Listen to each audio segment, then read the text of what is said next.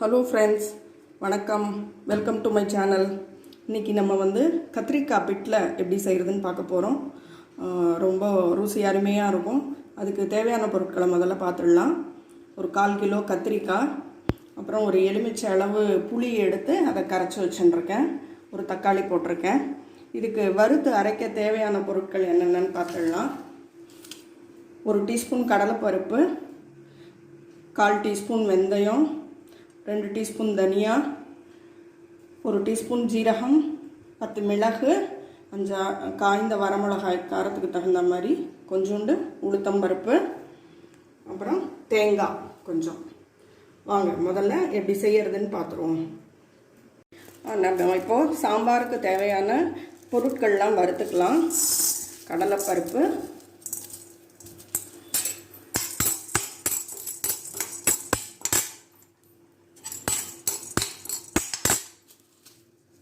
அஞ்சாறு காய்ந்த மிளகாய்,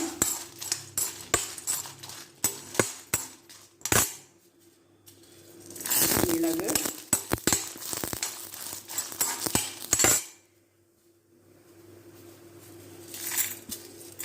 தனியா,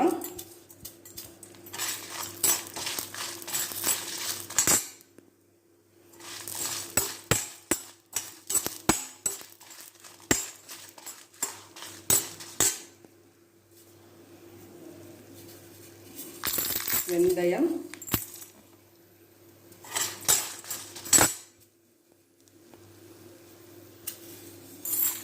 கொஞ்சம் உளுத்தம்பருப்பு, கொஞ்சம் சீரகம்.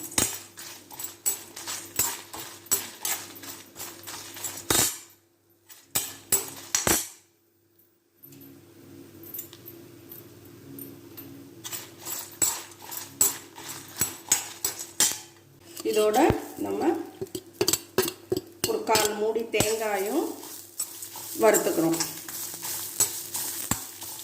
இது இப்படியே இருக்கட்டும். இந்த பக்கம் புளி தண்ணியில் உப்பு மஞ்சத்தூள் போட்டு கத்திரிக்காய் நல்லா வெந்துன்றிருக்கு, வேகட்டும். கடாயில் நம்ம வறுத்து எடுத்த பொருட்கள்லாம் மிக்சி ஜாரில் நல்லா நைஸாக அரைச்சி வச்சுருக்கோம். இந்த சாம்பாருக்கு ஹைலைட்டே இந்த வேக வச்ச காராமணி தான். காராமணி ஒரு 100 கிராம் ஊற வச்சு வேக வச்சு எடுத்து வச்சுக்கணும். சாம்பாருக்கு தேவையான துவரம்பருப்பை குக்கரில் வேக வச்சு ரெடியாக எடுத்து வச்சுருக்கேன். இதோட பெருங்காயப்பொடி கொஞ்சம் சேர்த்துக்கலாம். இப்போது நம்ம கத்திரிக்காய் நல்லா வெந்தெடுத்து, இப்போ இந்த கத்திரிக்காயோட இந்த காராமணியும் சேர்த்து ஒரு கொதி விடலாம். இது ஒரு கொதி வந்ததும் நம்ம அரைச்சி வச்சுருக்கிற பேஸ்ட்டு ப்ளஸ் துவரம்பருப்பு ரெண்டுத்தையும் எடுத்து ஊற்றிடலாம். இப்போது காராமணியும் கத்திரிக்காயும் காராமணி போட்டு ஒரு நல்ல கொதி வந்துடுச்சு. இதில் நம்ம அரைச்ச விழுது துவரம்பருப்பு, வேக வச்ச துவரம்பருப்பு ரெண்டுத்தையும் சேர்த்துக்கலாம். நல்லா மிக்ஸ் பண்ணிவிடுங்க.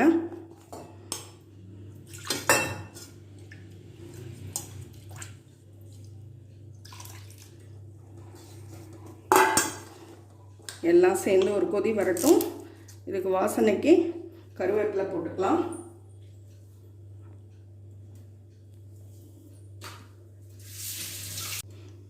இப்போது சாம்பாருக்கு தேவையான தாளிப்பு போட்டுடலாம். எண்ணெய் ஊற்றி கொஞ்சம் கடுகு பொரிஞ்ச உடனே ஒரே ஒரு காஞ்ச மிளகாய் போட்டு, கடுகு நல்லா பொரிஞ்சதும்